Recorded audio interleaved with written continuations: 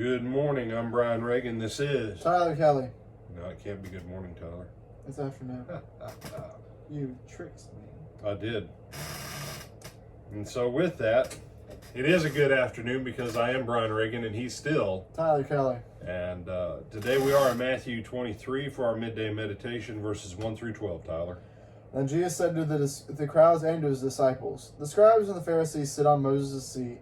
Therefore do whatever they teach you and follow it. But do not do as they do, for they do not practice what they preach. They tie up heavy burdens, hard to bear, and lay them on the shoulders of others. But they themselves are unwilling to lift a finger to move them. They do all their deeds to be seen by others, for they make their phylacteries broad and their fringes long. They love to have the place of honor at banquets and the best seats in the synagogues, and to be greeted with respect in the marketplaces, and to have people call them rabbi. But you are not to be called rabbi, for you have one teacher, and you are all students. And call no one your father on earth, for you have one Father, the one in heaven. Nor are you to be called instructors, for you have one instructor, the Messiah. The greatest among you will be your servant. All who exalt themselves will be humbled, and all who humble themselves will be exalted." All right. Ultimately, this first part is a question of authority.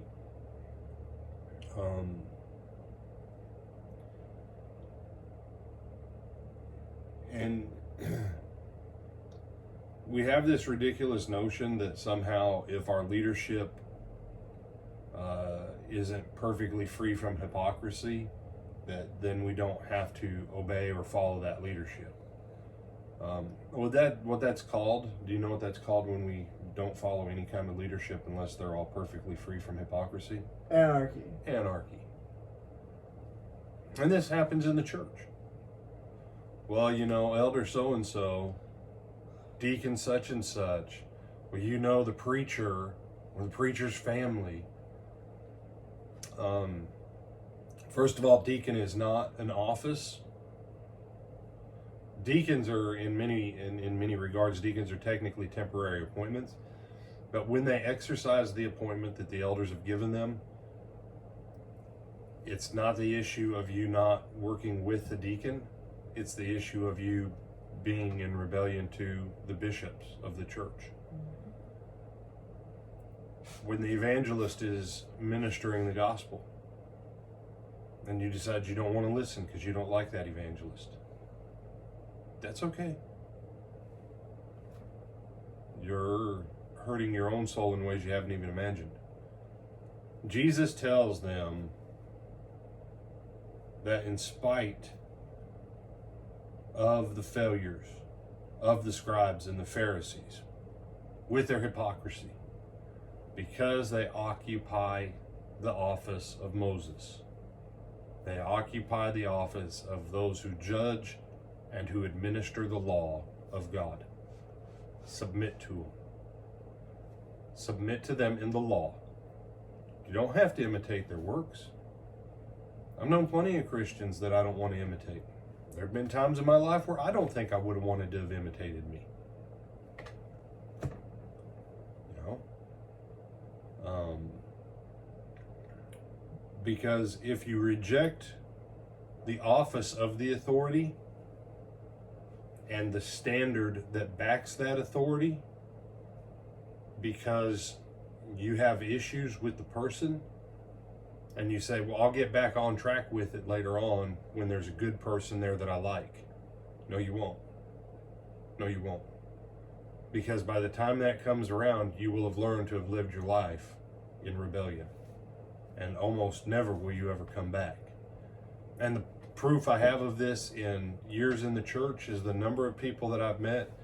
Well, you know, I've been meaning to come back to church, preacher. But, you know, 25 years ago, so-and-so, he said or she said or they did or they didn't. And I just quit coming to church until church got straightened out. But you plan on coming back? Yep. And I've gone to quite a few funerals of people that planned on coming back. But they had developed a life of rebellion because they could not submit to the book and to the office because of an issue in how they perceived the other person. And what did it really show about them? And this is the other part of where Jesus is dealing with this as he's going to get to. Their inability to respect and submit to authority over here betrays their profession that if they had the right teacher, if they had the right master, if they had the right instructor, and everything was perfect, that they would be what they're supposed to be. Because look at what Jesus goes on. And we won't even talk about how the scribe know. I need you to get to the part that really gets to us. Don't be called rabbi, or don't be called master. Why? You have one master, one rabbi. You're all students.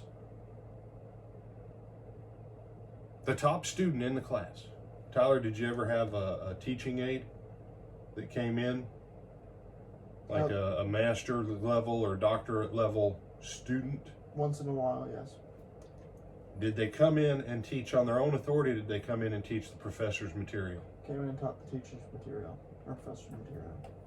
Because guess what? A master's or doctoral level teaching assistant, they're still a student. They don't have the authority to teach what they want. No preacher has the authority to teach what. No elder has the authority. No deacon has the authority.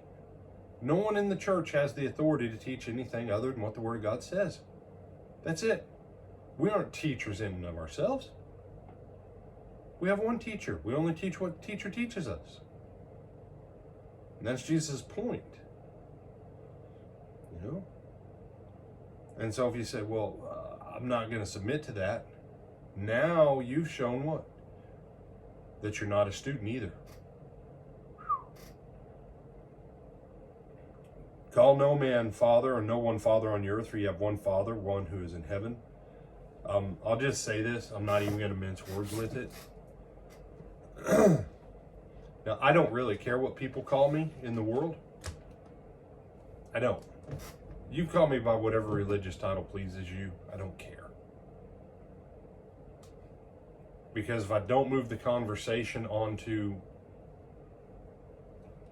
what actually matters, whatever title you give me is fundamentally irrelevant.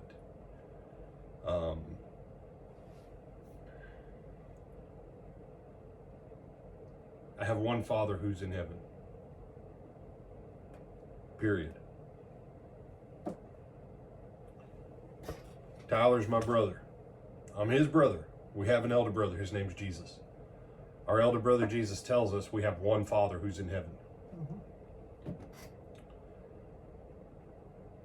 We may have a spiritual father, as Paul writes to one of the churches. He says, you have many, but you only have one spiritual father who begot you. That's me. You realize that's one of the very few times that any of the apostles refer to themselves in a fathering mode?